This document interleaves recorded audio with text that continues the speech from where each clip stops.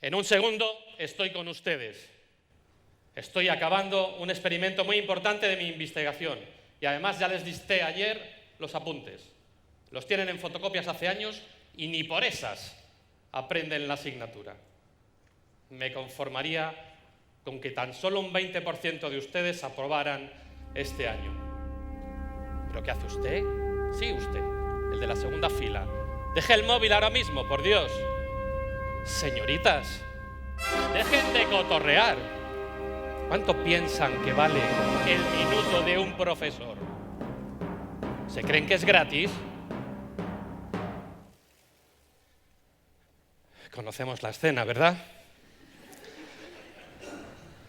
Pues en un mundo como este, quiero que me sigáis en un viaje, porque conseguiría un profesor así 1 millón de reproducciones en YouTube o en universidades con esa carga tan tradicional que dan la espalda a la innovación y a las nuevas tecnologías. ¿Se puede innovar? Mi reto hoy aquí es demostraros que sí, que esto es posible. Así que venga, vamos a empezar a viajar. Cerrad los ojos unos segundos si queréis y escuchad mi voz. Pensad en Carros de Fuego sin música, o imaginaos a Frodo, ¿conseguiría deshacerse del anillo sin Sam en su entorno? Más fácil aún, recordad el TEDx del año pasado, sin nadie aquí en las butacas. Imposible, ¿verdad?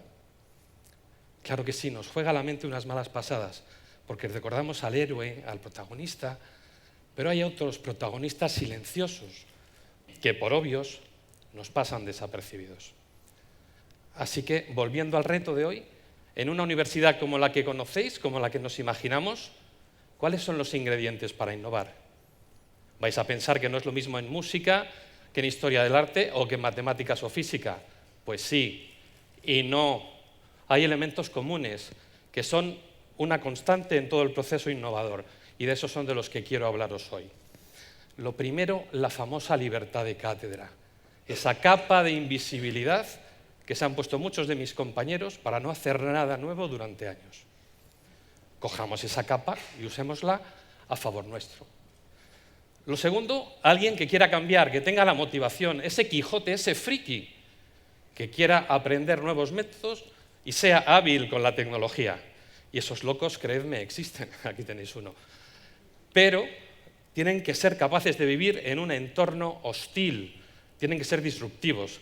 Además suelen tener una carga de responsabilidad social salvaje, se sienten en deuda con la sociedad y quieren devolverle el conocimiento a la sociedad porque es a quien le pertenece.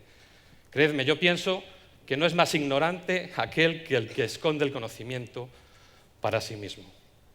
Y lo tercero, los métodos y las tecnologías. Y de esto sabéis los de aquí tanto o más que yo. Aprendizaje colaborativo, aprender basándose en proyectos, gamificación, Internet, dispositivos, redes sociales y un larguísimo etcétera. Pero esto lo tenemos a la vuelta de la esquina, en las bibliotecas, a un clic de ratón. Entonces, ¿qué nos falta? Tenemos todo. Vamos a repasar. A ver, primero, libertad. Segundo, persona motivada. Tercero, métodos y técnicas. Ya está, ¿no? Que no, que habéis vuelto a caer. Que falta Vangelis en Carros de Fuego. Que falta Sam. Que falta la audiencia de TEDx. Para innovar en la universidad, en la educación, faltan unos ingredientes que por obvios se nos olvidan. Los estudiantes. Los estudiantes son este ingrediente permanente en nuestra educación. Y además os he de decir que con ellos hay que saltar muchos miedos. Entre otros, el miedo al ridículo. Aquí les veis haciendo teatro en clase. La clase se ha convertido en una gran célula y cada estudiante es una pieza que se mueve de un modo muy preciso. Os aseguro que lo que aprendieron ese día, hoy todavía no lo han olvidado. Y tienen que vencer además el miedo a compartir lo que estudian con los compañeros. Tienen que creerse que lo que ellos producen es un conocimiento valioso. Algunos se enamoran tanto de lo que estudian que aprenden por qué y para qué lo estudian. Y esos son los que cierran el ciclo educativo con mayúsculas. A mí me sacaron literalmente a la calle hace unos años para defender la educación como un pilar social. Fue una experiencia maravillosa, porque además de los estudiantes, y a pesar del frío gélido, la gente que pasaba se paraba y nos preguntaba.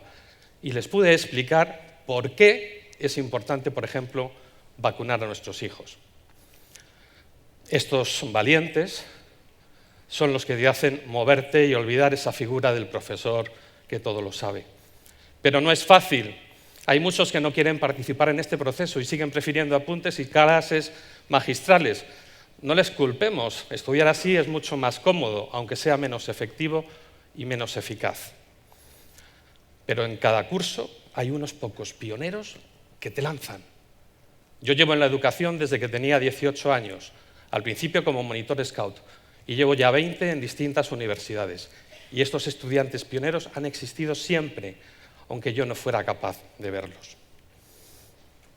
Así que, con ellos, algunos me acuerdo los nombres, pero muchos ya se han sometido a mis locuras, y aquí les veis en un pub en el centro de Valladolid, explicando a la gente qué significa nuestras defensas y qué pasa si tenemos una alergia. Y como veis, en un ambiente distendido, muy relajado, con unas cañas. Así que sí, amigos, el ingrediente imprescindible o más potente de todos eran los estudiantes. Llevo ya muchos años, he trabajado con cientos de ellos y estamos construyendo, gracias a ellos, un proyecto muy valioso. ¿Con qué empecé? Con lo más sencillo, unos apuntes. Puesto que el estudiante toma apuntes, póngalo en valor. Hagamos apuntes entre varios, los corregimos unos a otros y cada año tenemos mejores apuntes. Pues ya tenemos uno de los primeros elementos. Pero es que de pronto pasó un superdotado por allí. Y entonces este chico me ayudó a hacer animaciones de tejidos de nuestras defensas y me ayudó a hacer hasta animaciones tridimensionales de técnicas complejísimas de laboratorio que hoy se utilizan como referencia para aprendizaje en YouTube. En tecnología van ellos por delante de mí. ¿Por qué prohibirla en las aulas? Pongámosla de nuevo a favor. Estamos en Pinterest, en YouTube, en Twitter. Construimos entre estudiantes de inmunología de todo el mundo un periódico online. Participan gustosamente. Y, además, este proyecto ha recibido reconocimientos y premios nacionales e internacionales. Yo lo presento en todos los sitios que puedo por ver si se arranca alguna nueva idea. Pero no me olvido cada año de volver a la calle con la gente y sacar las defensas de cañas. Aquí preparamos materiales muy didácticos pero rigurosos. Los propios alumnos me ayudan y algunos se viste de bacteria malota para asaltar un cuerpo humano amurallado, como veis. Otros, en formato de un telediario, cuentan una infección como si se tratara de una catástrofe. El producto estrella de esta colección son las llamadas inmunopíldoras.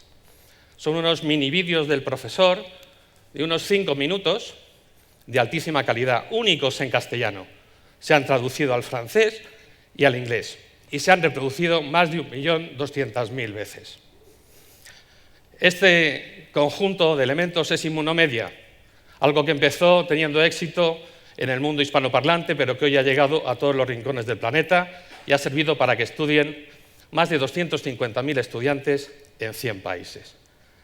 Podéis imaginaros que dirigir este proyecto para mí es una responsabilidad y es un orgullo. Empecé absolutamente solo.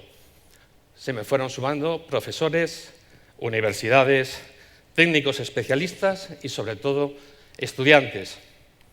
Con ellos he hecho un camino inolvidable. He aprendido que ese profesor que todo lo sabe ya no existe, no es el monolito a cuya sombra se tienen que cobijar. Así que cuando se planteó venir hoy aquí, les pregunté sin ninguna duda: chicos, chicas, ¿qué pensáis? ¿Tengo algo importante que contar en TEDx? Y me dijeron unánimemente: sí, Alfredo, estamos contigo en el punto rojo. Así que aquí están, más que nunca, aunque no los veáis. Los veis, ¿verdad? Ellos me han acompañado en este proceso.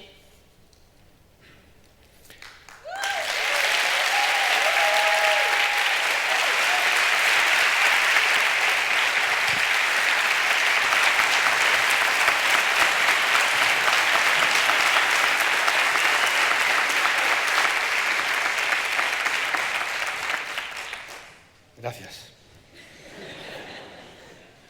Ellos me han acompañado en este proceso y me han hecho bajar a la arena y descubrir que tengo que ser el guía de su aprendizaje. Eso me ha llevado a superar mis propios miedos. He tenido que superar el miedo al ridículo y el miedo a que opinen de mí los que están a mi alrededor. A más ver, mis futuros médicos. Mi labor ha concluido. Aquí, al fin, en el hall de esta facultad, llega el adiós a nuestra compañía. Así que sí.